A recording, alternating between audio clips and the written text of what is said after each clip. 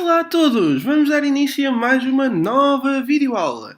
Nesta videoaula iremos abordar conceitos relativos à hidrocinemática.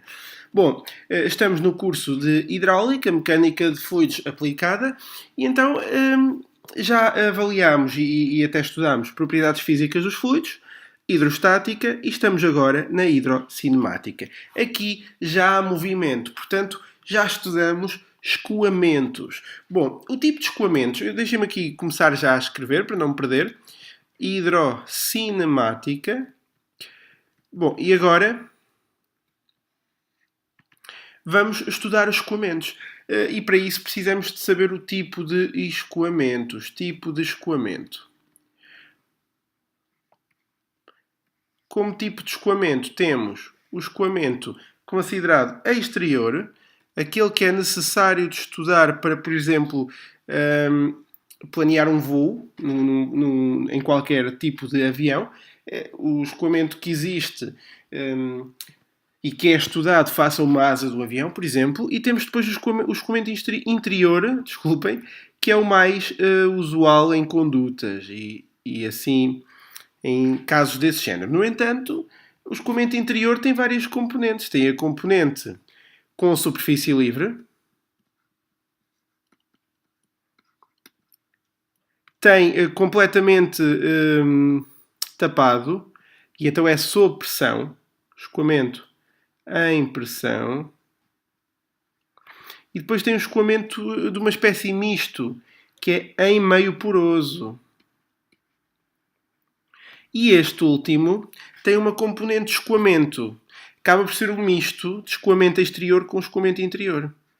Misto de escoamento exterior com interior. Bom, e nós iremos focar as nossas videoaulas abordando o escoamento interior. Portanto, vamos apenas focar-nos no escoamento sob pressão e no escoamento com superfície livre. No entanto, se houver necessidade disso e se vocês pedirem muito, eu terei todo o prazer em realizar também videoaulas abordando o meio poroso e até abordando escoamento meramente exterior. De qualquer das formas, para aquilo que é exigido nos conteúdos programáticos mais usuais, não é necessário estudar esses tipos de escoamento, mas acaba por ser algo que, se me pedirem, eu também posso aqui apresentar, tá bom? Vamos continuar então. E para isso é preciso ter em consideração alguns parâmetros geométricos. Eu posso colocar aqui parâmetros geométricos. E quanto aos parâmetros geométricos, temos os seguintes. Eu posso agora evidenciar aqui. Temos secção molhada. Não é mais do que a área referente à parte molhada que eu estou a considerar. Eu vou até chamar área da região molhada. Não tem muito que saber.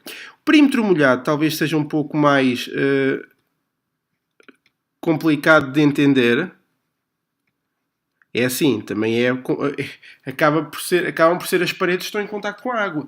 Só que muitas vezes temos uma secção triangular e pensamos que o perímetro é o perímetro do triângulo. Não, porque a componente de cima não está em contacto com nenhuma parede, não é uma parede, portanto não entra no cálculo. Cuidado, que os perímetros nem sempre estão associados às figuras geométricas que o canal demonstra. Tá bom? Muito cuidado. O perímetro molhado não são mais do que comprimento das paredes em contacto com a água. E depois vem o raio hidráulico. Raio hidráulico. E o raio hidráulico não é mais do que a razão entre a área e o perímetro molhado, que tem que vir em metros. E como a área é metros quadrados, o perímetro molhado é metros, é assim que obtenho o metro. Nunca confundam pensando que é perímetro molhado a dividir pela área. É a área a dividir pelo perímetro molhado. Ok? Então vamos agora estudar os vários tipos de escoamentos, estando já no escoamento interior. Não que não fosse assim no exterior também, mas vamos focar-nos agora noutra componente de distinção do escoamento, que é ter um escoamento considerado variável ter um escoamento considerado permanente e ter um escoamento considerado uniforme. São estes os três tipos de escoamento. Quanto ao escoamento variável, eu vou aqui distinguir. Eu vou distinguir face às velocidades, porque é assim que se distinguem. O escoamento variável possui velocidades das partículas também variável. Ou seja, velocidade das partículas. E agora, peço desculpa que desconfigurei esta parte. Deixem-me aqui corrigir isto, disfarçar pelo menos, para não perder muito tempo. Velocidade das partículas varia de instante para instante. Varia de instante para instante. É esta a definição do escoamento variável. Tem sempre uma velocidade a variar. Se tem a velocidade a variar, tem também o caudal a variar. Mas eu aqui vou fixar a velocidade. Então, e o regime permanente? Tem uma velocidade constante. E as linhas de corrente não se alteram. Bom, porquê é que eu falo agora aqui das linhas de corrente? Porque no uniforme a velocidade também é constante. E as linhas de corrente são retilíneas. Bom, portanto eu posso aqui dar este exemplo. Este é o exemplo de um escoamento variável, ainda por cima com a velocidade a variar, que não consigo mostrar bem. Este é o exemplo de um escoamento permanente, sempre com a mesma velocidade. Mas não há aqui retilineidade, não é? E aqui o escoamento uniforme. Dá para entender a ideia? Portanto, espero que tenha ficado aqui a ideia, porque nós vamos trabalhar especificamente com o regime permanente, de escoamento permanente e uniforme. Tá bom? Porquê? Porque trabalhamos com velocidades constantes e isso é muito importante de saber. Agora, então para um escoamento que se considera permanente e uniforme, portanto não é grave. Se eu disser só uniforme, já parto do princípio que é permanente. Se isso é permanente, pode não ser uniforme. Eu tenho é que saber o seguinte, eu tenho que saber que o caudal na minha primeira secção tem que ser igual ao caudal da minha segunda secção. E como o caudal é a área vezes a velocidade, eu passo a ter esta equação aqui. Que é a equação da continuidade. Como em norma a minha conduta é circular, a área obtém-se fazendo πr ao quadrado. Mas como normalmente trabalhamos com secções que têm que ser encomendadas industrialmente para todo o planeamento, toda a construção de raiz, não é? O que nós vamos ter que fazer é trabalhar com diâmetros. É muito usual normalmente trabalhar com diâmetros. Vejam que o raio é metade do diâmetro. E então o que vai acontecer é muitas vezes nós trabalharmos com a fórmula πd ao quadrado sobre 4 em vez de trabalharmos com πr ao quadrado. Mas a área é exatamente a mesma, usando πr ao quadrado ou usando πd ao quadrado sobre 4, está bem? Está aqui a dedução feita. Como normalmente trabalhamos com diâmetros industriais e comercializados, não faz sentido estar a considerar depois o raio. E pior, vocês, como já vimos atrás, têm também de considerar o raio hidráulico. Ora, raio hidráulico, raio geométrico, pode gerar dúvidas. Portanto, pelo sim, pelo não, se usarmos esta expressão para a área, é sempre mais segura, tá bom? Lembrem-se que a área vem em metros quadrados. A velocidade, posso aqui pôr metro quadrado, a velocidade metro por segundo. Portanto, o caudal é de esperar que seja metro cúbico por segundo. Poderá ser outras unidades, mas no sistema internacional é assim que se representam, tá bom?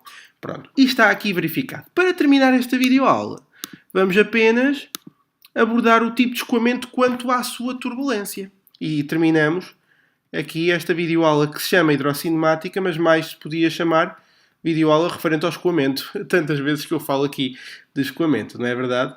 Ora, o escoamento pode ser laminar, o escoamento pode ser turbulento, ou ainda pode ser um escoamento de transição. Transição do laminar para o turbulento ou vice-versa. Mas já vamos aqui ver. Vamos agora definir cada um deles e dar uma equação que me permite saber quando é que estou perante um ou outro. Tá bom? Ou outros, porque são 3 tipos. No regime laminar predominam as forças viscosas. Predominam as forças viscosas. Comparativamente, ou em relação às de inércia. Havendo um escoamento, originando um escoamento regular.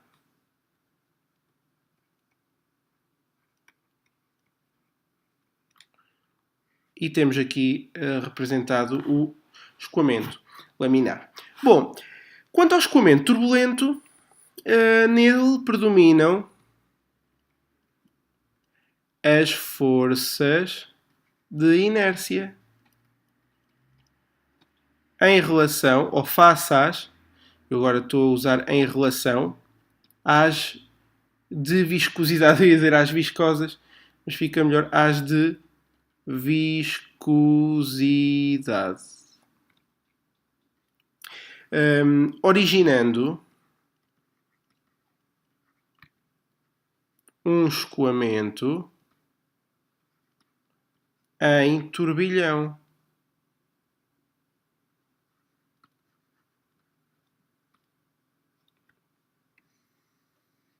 Apenas isto. Quanto ao escoamento de transição, representa a passagem de um tipo de escoamento para outro. Apenas. Representa a passagem de um tipo de escoamento para o outro. Tão simples quanto isto. Tá bom? Agora vou aqui fazer um quadro resumo. Aliás, antes disso, é a equação. Vou ganhar aqui um pouco de espaço. É a equação do número de Reynolds que me permite saber que tipo de regime tenho. Vejam, ela pode ser calculada assim.